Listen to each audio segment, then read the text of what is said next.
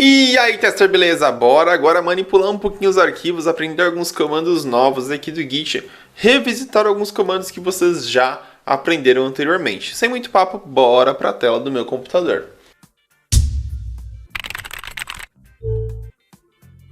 Então olha só, eu já estou aqui com o meu Git Bash aberto, né? Se você ainda não está, abre aí o seu Git Bash e eu vou te ensinar um truque bem bacana também para facilitar a sua vida, né? Então, quando você não está com o Git Bash aberto, né, aqui na pasta, você precisa ficar fazendo, né, o caminho, CD, aqui no meu caso, documentos, né?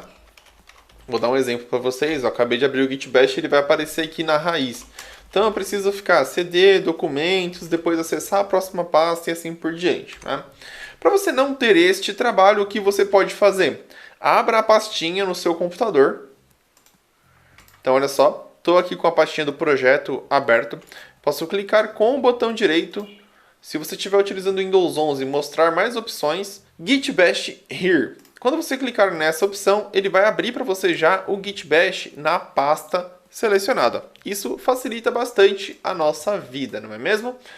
Bom, galerinha, o que nós vamos fazer agora? Eu quero mostrar para vocês um comando básico, que é o comando de atualização do repositório. E o arquivo que nós vamos mexer inicialmente é o arquivo do readme.md, beleza? Bom, então, sem muita conversa, eu vou fazer primeiro uma atualização direto na main e depois eu vou fazer uma atualização em outra branch para a gente trabalhar em o famoso pull request e o merge request, ok?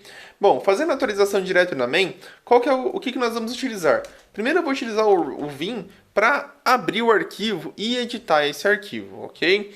Para fazer isso eu digito Vim no meu terminal, nome do arquivo que eu quero editar e dou um Enter, ele vai abrir a edição. Eu aperto a tecla I para habilitar o insert, certo? Vou até o final aqui do texto e eu vou colocar aqui, ó. Este projeto é apenas para treinamento do Git e suas funções. Prontinho. Então olha só, agora que é bem interessante o repositório remoto, né? Eu vou salvar esse arquivo. Para salvar eu aperto a tecla ESC, aperto em seguida Shift dois pontos, né? Ali do lado do interrogação. Opção WQ e exclamação. Isso aqui vai fechar o arquivo e salvar as informações. Fiz as alterações. Agora, se eu vier aqui dar um git status, olha só o que vai acontecer. Ele está falando que esse arquivo foi modificado. E realmente, né? Lembra dos 3 estágios do Git que nós temos? Então, inicialmente, esse arquivo que estava na minha árvore aqui de trabalho, né? Ele foi modificado, ele já existia, ou seja, ele já estava sendo traqueado e ele foi modificado. Então, o que eu vou fazer agora, né? Para poder subir esse arquivo para o repositório remoto, eu preciso adicionar esse arquivo para a próxima fase, né? E preparar ele para o meu commit, né? Preparar esse arquivo para o versionamento, ok? E é isso que nós vamos fazer agora. Então, git add readme.md, certo? Então, lembrando que eu sempre vou fazer o add de um arquivo por vez, não é ideal fazer o comando para adicionar todos os arquivos. A gente já conhece esse comando, né? O git add espaço ponto, mas nós não vamos utilizar esse comando por aqui, ok? Vamos utilizar sempre arquivo por arquivo para controlar o que nós estamos fazendo no nosso projeto. Quando se trata de versionamento de código, isso é muito importante, tá bom, galera? Não é legal sair adicionando um monte de coisa, porque pensa comigo, você trabalhou o dia inteiro em 10 arquivos diferentes. Chega no final do dia, você faz um git add e adiciona esses 10 arquivos. Se você mexeu nos 10 arquivos ali, você tem muito código para revisar, ou quem vai revisar o seu código. Isso vai demorar bastante tempo. Além de você não ter ali informações de commits que são relevantes para a revisão do código. Então, mantenha um bom senso, né? Sempre adicione arquivo por arquivo. Você também não vai correr o risco de perder ali um arquivo que você não quer adicionar e adicionou sem querer, e aí depois você tem que ficar correndo para remover esse arquivo. Então adiciona arquivo por arquivo, faz um commit ali a cada arquivo que você alterar, a cada funcionalidade. Usa o bom senso, galera, para esses commits, beleza? Também não seja extremo, né? Não, vou fazer uma linha de código, fiz um commit. Não. Vou fazer um arquivo inteiro, fiz um commit. Também não, né? Fica no meio termo ali para você poder utilizar uma mensagem de commit que seja ideal ali para o seu trabalho. Então, git add readme, pronto. Esse arquivo aqui, agora sim, se eu der o git status, ele vai informar que o arquivo ele já está no próximo estágio, né? Então, ele até me informa ali, ó, se eu quiser tirar, né, esse arquivo do preparado para fazer o commit, eu posso utilizar o comando git restore --, staged e o nome do arquivo para tirar esse arquivo da preparação, ok? Então vou fazer a simulação desse restore, você não precisa fazer, é só para efeito aí de visualização, ok? Então, ó, readme.md, quando eu dou o enter, a hora que eu dou o git status novamente, o que vai acontecer? Ele volta para o estado original, ok? Bom, beleza, mas não é isso que eu quero adicionar esse arquivo aqui e agora eu vou fazer um commit, né? Então eu preciso fazer um commit para rotular esse arquivo e deixar ele pronto para fazer o push, que é o próximo comando que nós vamos aprender aí. Então git commit "-m" para passar uma mensagem, né? Então vou colocar aqui, ó, primeira alteração no arquivo readme.md. Qual que é a importância dessa mensagem, galera? O ideal aqui é sempre você colocar o que você fez, né? Se tiver o ID da task que você está trabalhando, você pode colocar o ID da task que você está trabalhando. Se tiver alguma informação relevante que você acredita que seja relevante para colocar aqui no comentário, você pode colocar também. Não coloque comentários genéricos, né? Claro, aqui eu estou colocando porque é um arquivo que nós estamos utilizando para testes, né? Então não tem muita informação que colocar, mas se você está escrevendo teste, uma funcionalidade, coloque aí, né?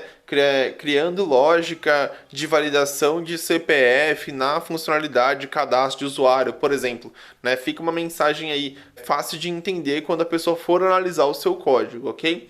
Então eu vou colocar essa mensagem mais simplista aqui, mas não é o que nós vamos fazer em projetos reais, ok? Git commit, e olha só, agora eu tenho já aqui, né, parte do hash, né, do SHA-1 que foi criado aqui para esse arquivo. Eu tenho um arquivo aí que foi alterado, duas inserções, né, e ele teve uma linha deletada, ok? Eu posso aqui, né, dar um git log, o que vai acontecer? Nós já conhecemos esse comando, né?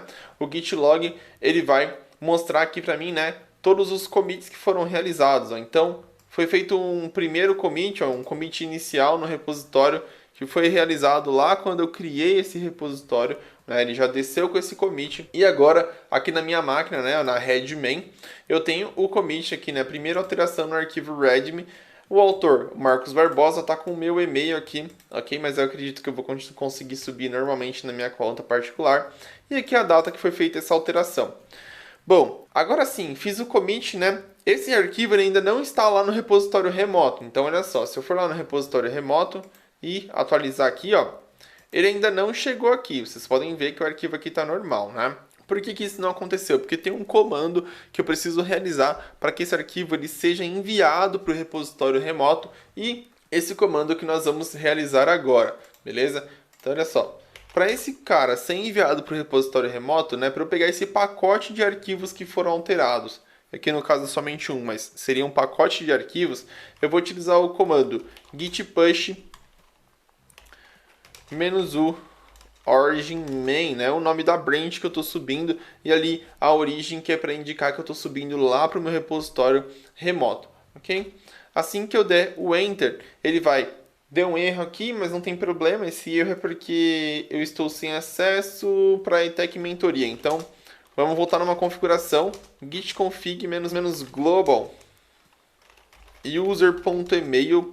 E aqui eu vou colocar o meu e-mail, né? Talvez aí vocês não tenham esse problema. Por quê? Porque vocês criaram a conta agora e estão configurados com o e-mail de vocês, né?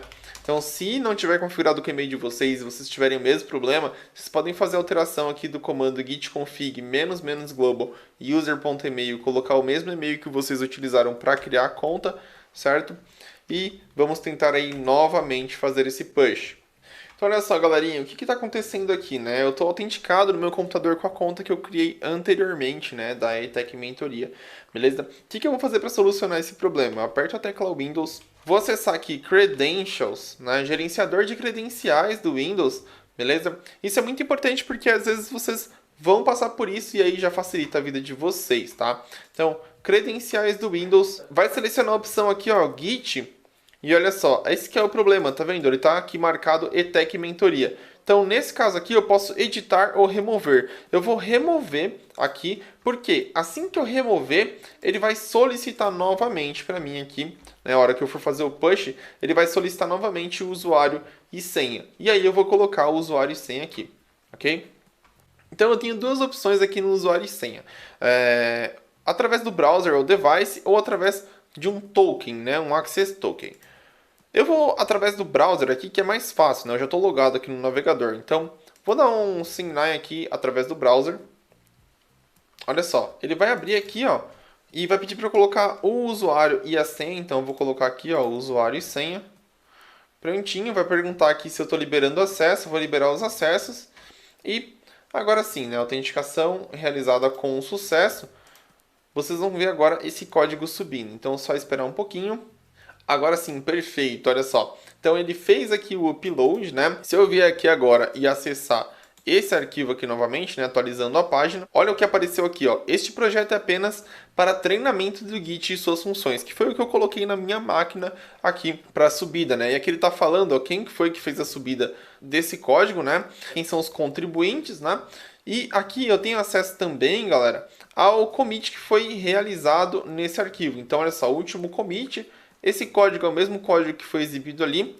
Aqui ele mostra para mim o que foi adicionado e o que foi removido nesse arquivo. Olha só que interessante, ok? Bom, então agora que vocês já sabem como subir esse código, né, vamos para a próxima aula trabalhar um pouquinho mais com Brains. Um abraço, vejo vocês lá.